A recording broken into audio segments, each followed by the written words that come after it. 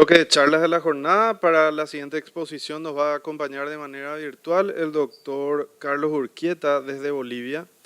Eh, Va a compartir el tema hígado graso agudo del embarazo. Es médico especialista en ginecología y obstetricia con alta especialidad en medicina crítica en obstetricia por el Hospital General de México, doctor Eduardo Liceaga y la UNAM. Posee formación de posgrado en salud pública con mención en epidemiología, así como diplomados en gestión de proyectos en salud y epidemiología de campo, UMSA 2014.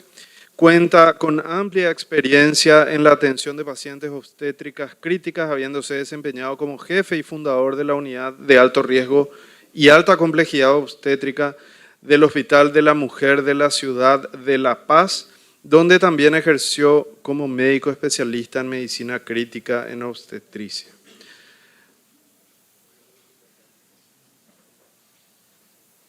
Bueno, muchísimas gracias. Voy a proceder a compartir la presentación. Me dicen si estamos del todo correcto para que pueda arrancar, por favor. Bueno, creo que se visualiza. Si me dan el check para poder iniciar, por favor. Adelante, doctor. Ok, muchísimas gracias. Bueno, gracias por su presentación y bueno, muchísimas gracias en primera instancia a su país, a toda la población ginecobstétrica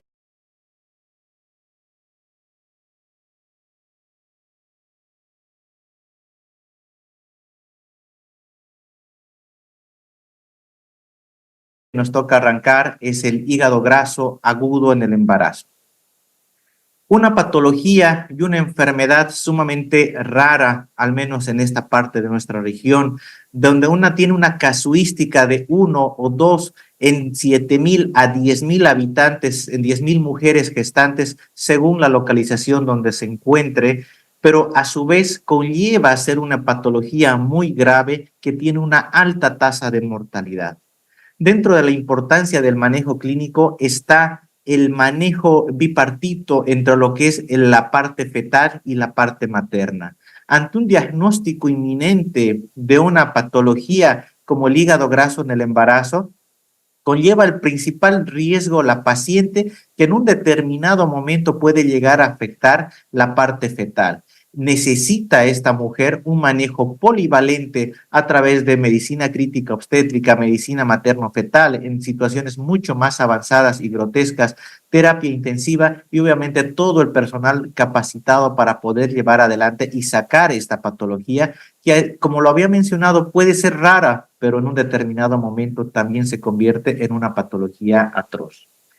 Como patogénesis tenemos lo que es el síndrome de Reye, que en la década de los 60 fue descubierto en los niños, posterior a la presentación de una enfermedad vírica y la utilización de aspirina. ¿Qué pasaba con estos niños?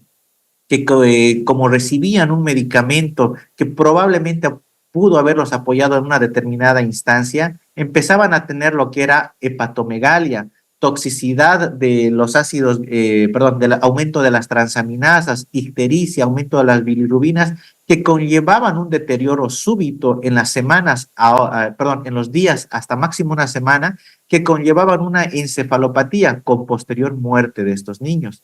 Es así que conforme se van realizando estudios, se llega a ser como parte inicial dentro de la fisiopatología lo que es hoy en día un hígado graso.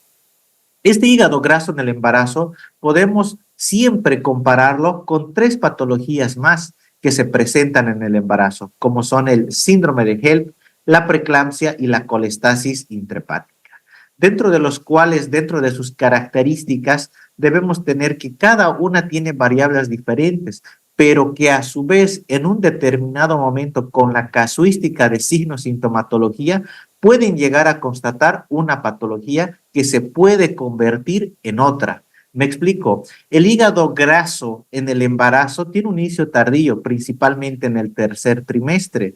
El síndrome de HELP, caracterizado por toda la clínica que sabemos, hemólisis, plaquetopenia, etcétera, también se presenta en el tercer trimestre.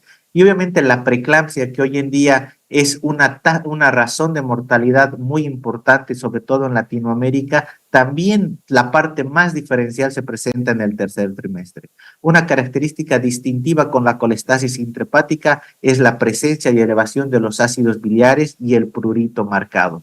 Pero cuando existe esta alteración por aumento de los ácidos grasos a nivel hepático, el riesgo de materno se incrementa principalmente coadyuvando con patologías como la preeclampsia, eclampsia y síndrome de HELP, y que posteriormente por una desorden en su funcionamiento ya un poco más avanzado puede deteriorar en una hemorragia postparto por la alteración en los factores de coagulación, alteración en la vía extrínseca de la coagulación por un hígado no funcional, que a su vez determinada instancia, en el segundo trimestre y tercer trimestre, ya conlleva el aumento de riesgo y el aumento de parto prematuro u óbito fetal en la gestación.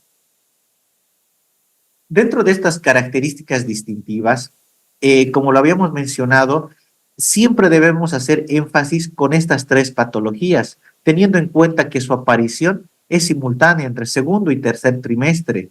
La única diferencia que debemos tener en cuenta es, uno, que la aparición es muy rara, muy rara de lo que es un hígado graso, a diferencia de lo que son las otras entidades.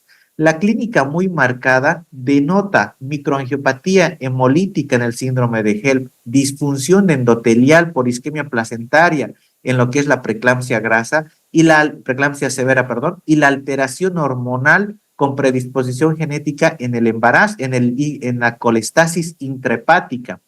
Hay una diferencia muy notoria en lo que es el hígado graso, que es la hipoglicemia. La hipoglicemia no acompaña a las otras tres entidades, mientras que en un determinado momento el aumento de ácido úrico, la prolongación de los tiempos de coagulación pueden verse inmersos en las otras tres entidades.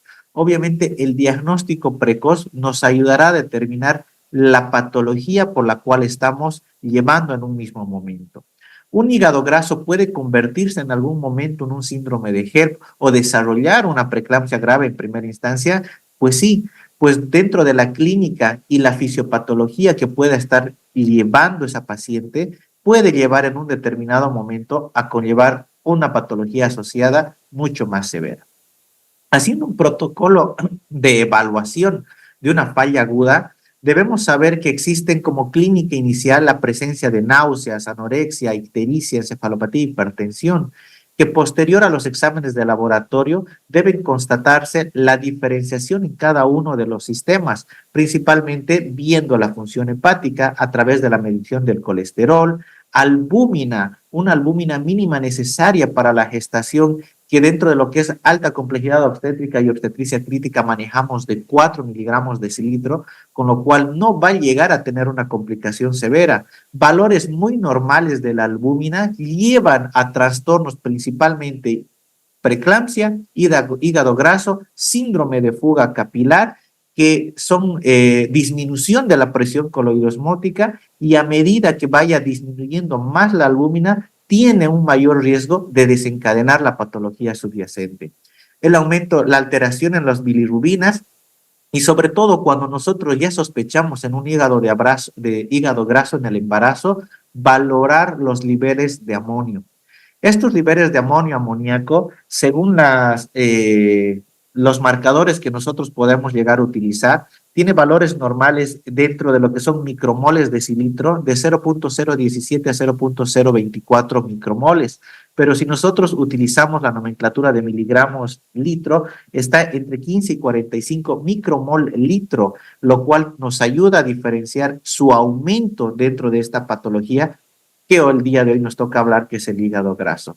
Dentro de la función pancreática, siempre hacer un descarte de lo que puede ser una pancreatitis asociada a embarazo, la coagulación que puede verse inmersa en las tres entidades, al igual que la hemólisis, ¿no es así?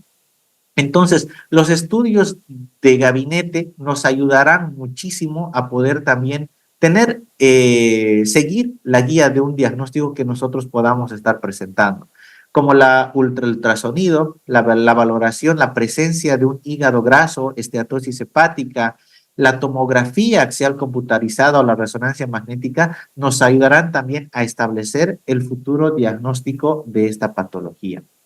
Como factor de riesgo, no son tan predominantes las causas que han sido descritas. Un embarazo primíparo de primera gestación, puede verse todas las pacientes, que sea de feto masculino y, bueno, un índice de masa corporal bajo que sea menor a 20. Entonces, estos son factores de riesgo que están enmascarados dentro del hígado graso del embarazo, pero que si bien pueden verse en cualquier otra entidad, no son simplemente comunes de esta patología del hígado graso. Por lo cual se establecieron los criterios de Swansea. Estos criterios de Swansea son los que vemos en pantalla, en los cuales nos dice que la presencia de 6 o más factores de riesgo dentro de estos criterios de Swansea nos establecen un diagnóstico de hígado graso. Vómitos persistentes en el tercer trimestre, la epigastralgia, la alteración neurológica y encefalopatía hepática o cambios en el estado mental, que si bien puede verse inmiscuido, como hace un momento escuchábamos hablar de lo que es sepsis, un choque séptico, pero también puede verse una alteración dentro de lo que es un hígado graso, por una alteración dentro de su funcionamiento que más adelante lo vamos a pasar a detallar. Para mí, una característica primordial dentro de lo que es el hígado graso, muy aparte de los estudios de imagen, de la clínica de la paciente, el aumento de los valores de amoníaco, es la hipoglicemia. Esta hipoglicemia manejada de menos de 4 milimoles litro, lo que se establece como menos de 70 miligramos de cilitro para el cambio oficial, la leucocitosis mayor a 11.000, elevación de la creatinina sérica, que en su momento más atroz, cuando estamos frente a una paciente que está en terapia intensiva con oligoanuria, anuria, con insuficiencia renal que puede llevar a una falla renal aguda, tiene sus valores elevados de creatinina. Por eso es muy importante ver el crecimiento de repente acelerado de este marcador en cuanto tengamos sospechas de un hígado graso. La elevación de transaminasas, que como sabemos todos pueden verse inmersa dentro de las 3 entidades que lo había mencionado, la ascitis, que igual es comparable con lo que es la preeclampsia y el síndrome de fuga capilar por una disminución de la presión coloidosmótica y sobre todo la presión arterial que puede presentar hipertensión dentro de esta gestación. Entonces, teniendo 6 criterios de los cuales remarco, el más importante puede ser la hipoglicemia, nos pueden orientar acompañados de un estudio de imagen al diagnóstico de un hígado graso. Dentro de su fisiopatología, en resumen, es la acumulación de microesteatosis de endohepatocitos y una alteración en la beta-oxidación de los ácidos grasos. ¿Cuál es el impacto que va a llevar de toda esta fisiopatología que a continuación lo detallamos? La disfunción hepática, insuficiencia hepática aguda, que en su momento no es manejada, puede conllevar a una encefalopatía hepática y posterior a ello, muerte, mortalidad materna. Dentro de la fisiopatología, la unidad fetoplacentaria metaboliza los ácidos grasos y esto es lo que ayuda al crecimiento y desarrollo del feto, haciendo que las enzimas hepáticas se descompongan en sus ácidos grasos libres y se transfieran al feto durante su funcionamiento normal.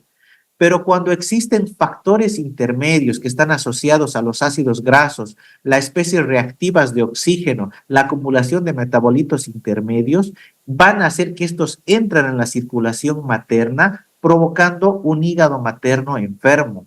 Y esta absorción del hígado materno va a conllevar a la infiltración de grasa microvesicular, alteración de los procesos inflamatorios y posteriormente producir una necrosis hepática celular, lo que ya nos hace totalmente el diagnóstico del hígado graso.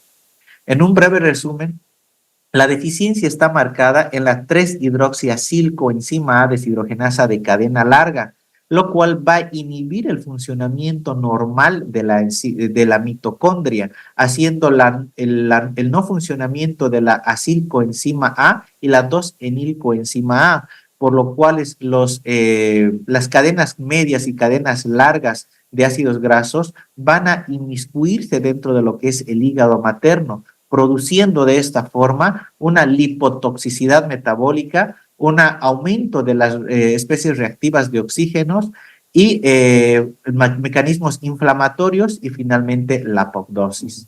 El aumento de las especies reactivas de oxígeno también se ven muy bien marcadas y por eso es muy importante desarrollar las tres patologías que habíamos mencionado, pues este incremento dentro de la fisiopatología molecular de preeclampsia se ve muy detallado que ayuda a la activación de las endoglinas que dan lugar a la liberación de endoglinas solubles que éstas se adhieren a los factores de crecimiento endotelio vascular y factor de crecimiento placentario, produciendo así una vasoconstricción generalizada por la no producción de óxido nítrico. Entonces, este es un común denominador que puede llegar a presentar estas patologías, a partir del cual puede estar desarrollándose un hígado graso agudo del embarazo, como también una preeclampsia severa.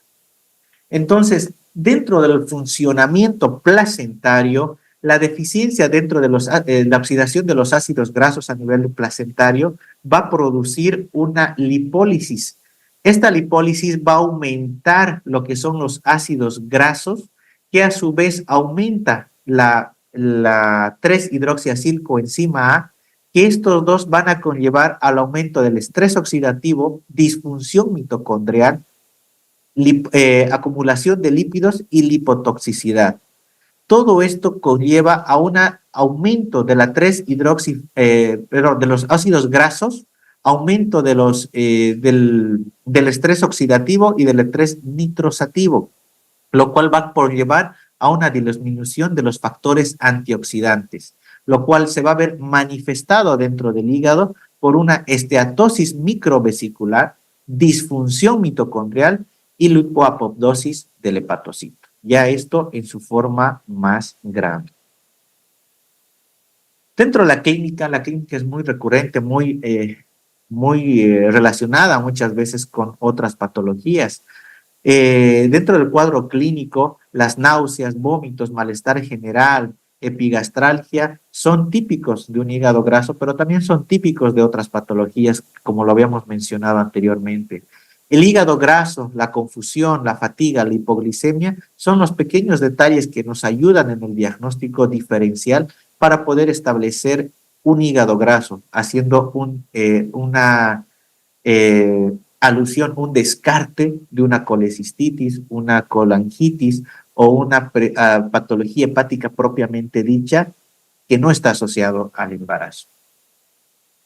Dentro de los hallazgos laboratoriales, las transaminasas están elevadas, las bilirrubinas llegando a producir ictericia también se encuentran elevadas, la glicemia muy disminuida, la albúmina disminuida, lo cual conlleva a una alteración dentro de la microcirculación, provocando también lo que son los edemas, ascitis, edemas en miembros inferiores, y por lo tanto también puede ser clínica de la patología como preeclampsia. Y obviamente la plaquetopenia, que en sus formas más graves conlleva coagulación intravascular diseminada. Dentro de los factores, dentro de las tres patologías, sabemos muy bien que estas patologías, estas clínicas de náuseas, vómitos, pueden ser muy, muy comunes encontrar en el primer trimestre, produciendo una hiperemesis gravídica en el primer trimestre, lo cual ya no es tan común en el tercer trimestre. Esto debe llevarnos la atención cuando estamos terminando el segundo trimestre y entrando al tercer trimestre, pues esto ya nos puede orientar a un diagnóstico de hígado graso. Dentro del segundo y tercer trimestre, al igual forma, se van asociando, según la clínica, la colestasis intrahepática, la preeclampsia severa y el síndrome de HELP, caracterizados todas por aumento de las transaminasas, aumentos de las bilirrubinas, dentro de los cuales hay que saber diferenciar los valores de amoníaco, la hipoglicemia y las alteraciones dentro del INR, los tiempos de coagulación, que pueden verse mucho más alargados cuando estamos hablando de un hígado graso en el embarazo. Cuando estas entidades, y hablando ya en este caso del hígado graso, no son manejadas de forma aguda, conlleva un serio riesgo de coagulación intravascular diseminada, lo cual es la antesala a una probable mortalidad materna. Entonces, muchas entidades tienen relación con una coagulación, como la hemorragia pre-posparto, la hipertensión severa, el abruptio placentario, el embolismo del líquido amniótico, forma parte de esta coagulación intravascular diseminada, que ya es la etapa final de un hígado graso no manejado o de repente no diagnosticado a tiempo, y lo cual puede llevar a la muerte de la paciente. Esto ya durante toda la charla fuimos repitiendo. El diagnóstico diferencial siempre debe hacerse con un síndrome de HELLP, preeclampsia, colestasis en el embarazo y la hepatitis vírica aguda. Doctor Urquieta, le quedan 10 minutos. Dentro de los esquemas que nosotros podemos tener como antesala, simplemente valorar lo que es la anemia hemolítica y plaquetas bajas es muy diagnóstica de lo que es un síndrome de HELLP, mientras que la elevación con la hipoglicemia, que como pueden ver acá, son muy características de un hígado graso agudo del embarazo. Las otras entidades que pueden estar presentes y son muy típicas de la preeclampsia severa del síndrome de HELLP, también puede verse inmiscuida dentro de lo que es el hígado graso en el embarazo, como también la colestasis intrahepática. Para ayudarnos con los métodos diagnósticos, el uso de ecografía nos orienta al tratamiento. La presencia de tomografía axial computarizada nos ayuda a establecer el diagnóstico cierto de un hígado graso y una disfunción hepática. Antiguamente, para realizar el diagnóstico se solía hacer las biopsias hepáticas, que hoy en día no son rutinarias, pues por el riesgo de no beneficio tanto así para la madre. Y la importancia del diagnóstico temprano ayudará a la resolución del cuadro lo más antes posible. Dentro de las complicaciones maternas, siempre van a estar la insuficiencia hepática, que forma parte del mismo cuadro del hígado graso, la coagulación y la mortalidad materna. Ahora, cuando nosotros estamos frente a un hígado graso en el embarazo, somos obstetras, siempre hay que ver la parte fetal. Un hígado graso dentro del embarazo puede conllevar, porque se presenta a partir del tercer trimestre, un riesgo de sufrimiento fetal, una amenaza de parto prematuro y muchas veces en circunstancias no previstas una muerte intrauterina. Para lo cual valorar los Dopplers a través de la arteria cerebral media, arteria umbilical, son muy importantes para poder sobrellevar este embarazo. ¿Cada cuánto debemos realizar frente a un hígado graso en el embarazo? Dependiendo qué tan complejo esté avanzado este hígado graso, 1 a 2 veces por semana, establecer un ratio cerebroplacentario mayor a 1, que tenga un percentil adecuado y que no esté haciendo restricción de crecimiento intrauterino o redistribución de flujos, nos permitirá de repente ganar algunos días más con el embarazo, siendo esto ya una medida de ayuda para poder llegar un poquito más allá del embarazo. Pues en sí, cuando estamos frente a un hígado graso agudo del embarazo, generalmente la conducta es quirúrgica para resolver la parte fetal.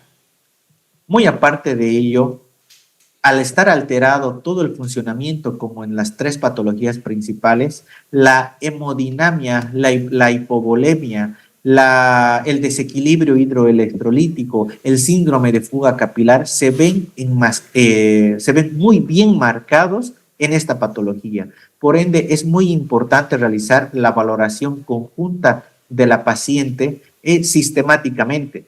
En este caso, nosotros lo que hacemos es la medición dentro de la parte cardiohemodinámica, medición del colapso de vena yugular o medición del colapso de vena cava, para establecer el índice de colapso de vena yugular o vena cava y a partir de él ver la condición de poder manejar volúmenes de calidad en un determinado momento o volúmenes de cantidad, dependiendo la clínica que llegue a presentar la paciente. Doctor Urquieta, quedan Secundariamente, 5 minutos, por favor. es muy importante detallar el funcionamiento cardiohemodinámico a partir de hemodinamia. La hemodinamia nos establece tres puntos muy importantes, que son el gasto cardíaco, las resistencias vasculares sistémicas y la variabilidad de volumen sistólico principalmente. Teniendo un gasto cardíaco adecuado en estas pacientes, que son individuales de cada una de ellas, a través de un estudio que se realiza, que es hemodinamia, que hoy en día lo realizamos prácticamente más en la parte privada aquí en mi país y no tanto así en la parte pública, pero siempre es de sostén y de ayuda para poder de crecimiento para, para seguir con la patología misma. Entonces, establecer cuánto esta paciente debería tener de gasto cardíaco, resistencias vasculares y volumen sistólico y comparar lo obtenido con el estudio que nosotros le realizamos. Un estudio que no invade, un estudio muy fácil de realizar, donde a través de la escotadura supraesternal y las variables antropométricas que nosotros introducimos de la paciente como presión, peso, talla, podemos tener un resultado del funcionamiento cardíaco de la paciente. ¿Cuándo debemos estar preocupados y alterados para poder de repente llevar a una interrupción de este embarazo? Cuando existe una disminución del gasto cardíaco, aumento del gasto de las resistencias vasculares sistémicas y un aumento de la variabilidad de volumen sistólico. Es un estudio que se realiza con este tipo. Y bueno, eso es lo que nosotros tenemos que ver dentro de la casuística del tercer trimestre del embarazo.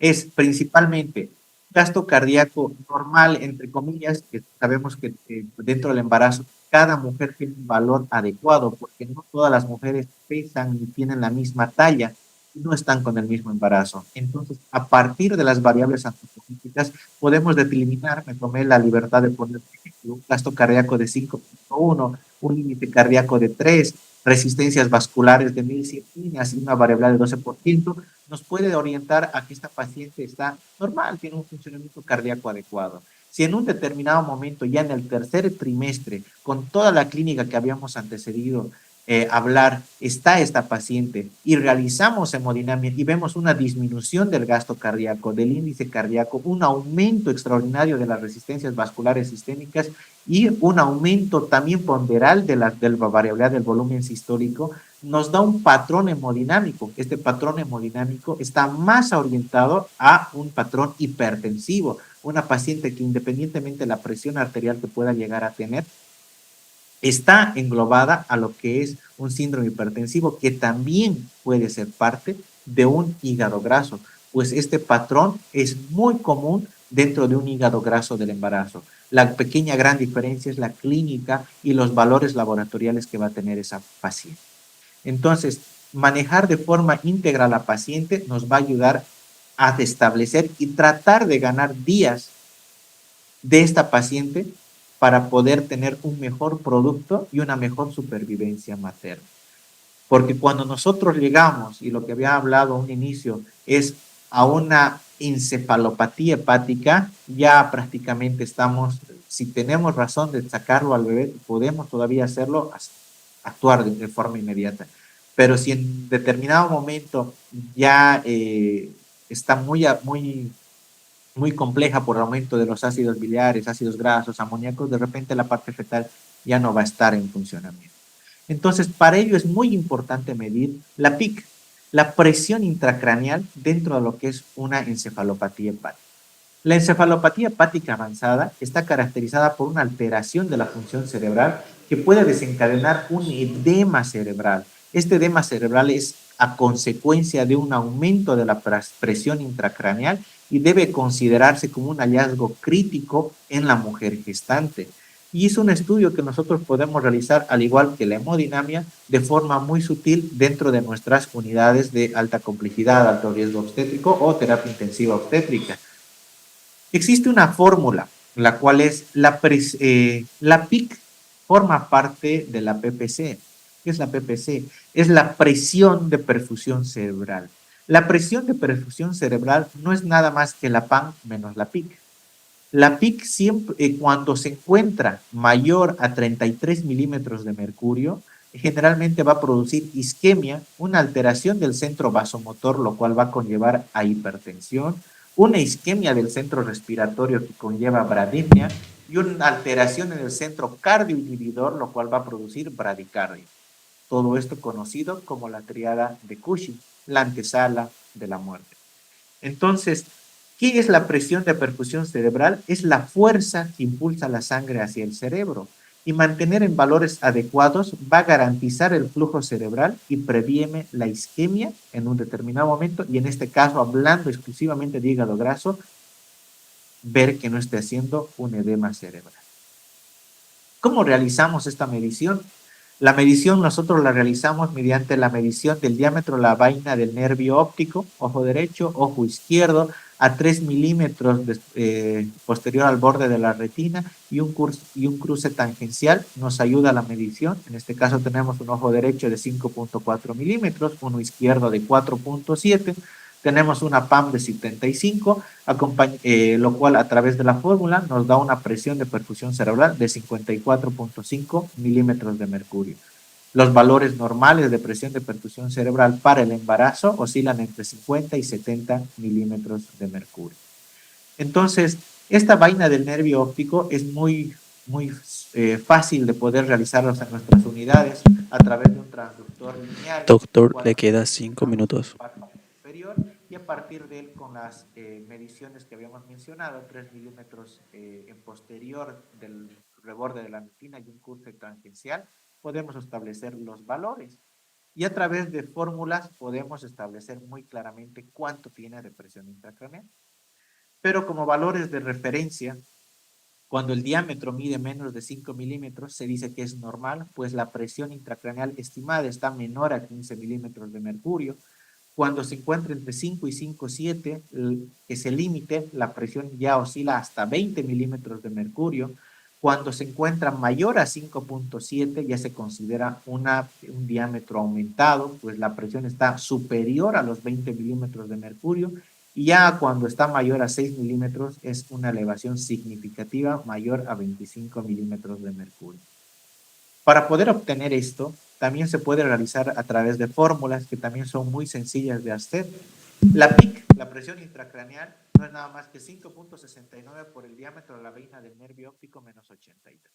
Entonces, hacemos este cálculo en ambos ojos y nos va a dar una PIC promedio, como la suma de ambos dividido entre 2. La PAN menos la PIC nos va a dar la presión intracraneal. Aquí podemos ver imágenes de los estudios complementarios que hacemos conforme a la obtención de un diámetro de la vaina del nervio óptico, que es el Doppler de arteria oftálmica, que si bien se ha puesto muy de moda y es muy utilizado para hacer un diagnóstico diferencial o un factor de riesgo para preeclampsia severa, es muy útil sobre todo para ver la presión de perfusión cerebral, en este caso de un hígado graso agudo del embarazo, donde se va a ver muy marcada la disminución del flujo diastólico, inversión del flujo venoso y aumento del índice de la resistencia. Entonces, a través de la arteria oftálmica, rama de la carótida, nos manifiesta la función cerebral que puede llegar a tener esa mujer gestante. Y es muy característico de la arteria oftálmica tener los dos picos en su trazo a nivel del Doppler de arteria oftálmica. Entonces, la arteria oftálmica va a reflejar la perfusión cerebral y la vaina la presión que está llevando él. La arteria, su valor normal puede estar entre 0,7 y de índice de pulsatilidad entre 0,7 y 1.1. Cuando estamos mayor a 1.2 nos hablamos de un vasoespasmo, que es lo que tememos evitar llegar en esta mujer gestante, y cuando está mayor de 0.6 una hiperemia. Y el diámetro, como ya lo habíamos mencionado, debe estar siempre menor a 5 y sus valores incrementados ya nos van a hablar de una PIC elevada. Hablamos en un inicio un poco igual de lo que es el amonio, el amoníaco. Esta acumulación en la sangre por insuficiente eliminación a nivel del hígado ayuda a una alteración de la función cerebral, produciendo una alteración neuronal, edema cerebral, lo que va a ayudar a la producción de mayor líquido cefalorraquídeo y por ende aumento de la hipertensión intracraneal, insuficiencia hepática severa, alteración de la coagulación, sangrado cerebral y obviamente con esta contribución es la antesala de la mortalidad materna.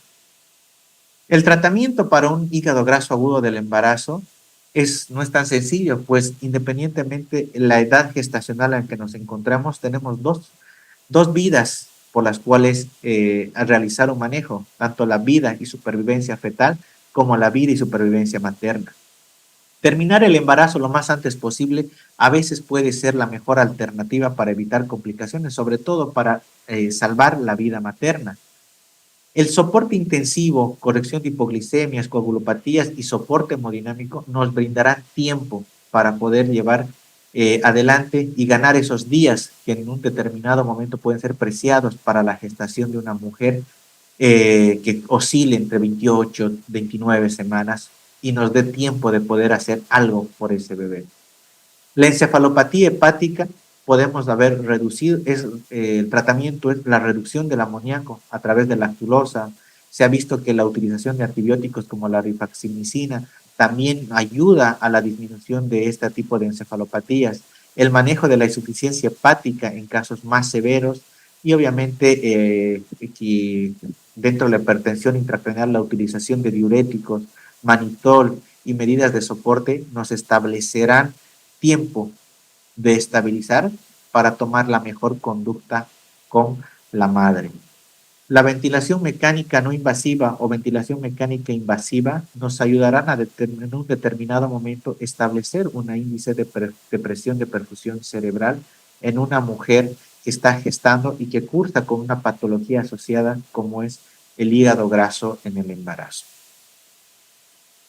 Dentro del tratamiento también estará muy importante la conducta, la inducción a parto cesárea según la condición materno-fetal y el manejo de la gestante de un hígado graso agudo siempre debe ser en una unidad o de alta complejidad obstétrica, terapia intensiva obstétrica o una terapia intensiva polivalente por el riesgo que representa todos los factores, ya sea de coagulación, encefalopatía y propiamente dicha obstétrica. Entonces, los pronósticos son muy reservados. Con diagnósticos y tratamientos oportunos, generalmente la recuperación completa, es frecuente. El hígado normalmente se normaliza a las semanas del parto cesárea y el riesgo de recurrencia relativamente bajo, pero sí existe. Entonces, puede verse muchas veces confusión, puede causar confusión con patologías que vemos claramente todos los días, preeclampsia, eclampsia, colestasis intrahepática. Pero entonces los pequeños detalles, los estudios de imagen, valores de amoníaco, valores de seguimiento específico de glicemias, nos ayudarán en un momento a hacer un diagnóstico diferencial y establecer el diagnóstico preciso de un hígado graso agudo del embarazo. Aquí están las tres entidades, un cuadro, un mapa conceptual, en las cuales pone en cierto todo lo que habíamos mencionado dentro de la fisiopatología, con la concentración aumentada de los ácidos grasos que va a producir una disfunción a nivel hepática, pero también esta disfunción hepática se ve en las tres principales patologías. Entonces, remarcar los puntos que había mencionado anteriormente y establecer el diagnóstico diferencial. Puede existir dos patologías, hígado graso más preeclampsia sobreagregada. Esto se ha visto principalmente en pacientes de talla baja, pacientes que tienen bajo peso, pacientes que tienen un índice de masa corporal disminuido y bueno, tomar mucho más énfasis en esa clase de pacientes. Bueno, como un inicio lo había dicho, primeramente muchísimas gracias por su invitación. Quien les habla es un fundador y un pionero de lo que es la alta complejidad obstétrica. ¿Por qué? Porque mi país lamentablemente tiene la peor tasa de mortalidad materna en toda Latinoamérica, solo estamos después de Haití, así que hay mucho que hacer dentro de nuestros hospitales de segundo y tercer nivel La política muchas veces no acompaña las políticas de salud que en algún momento, hasta hace mucho tiempo atrás, fueron secundarias para nuestros gobernantes, pero en fin, nosotros ponemos nuestro granito de arena.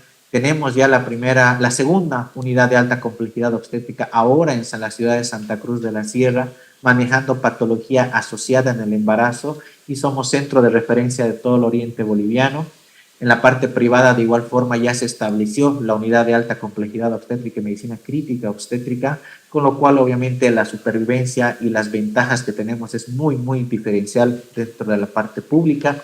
Y bueno, poniendo nuestro granito de arena en todo lo que es sobre todo en esta etapa, en este año, el oriente boliviano.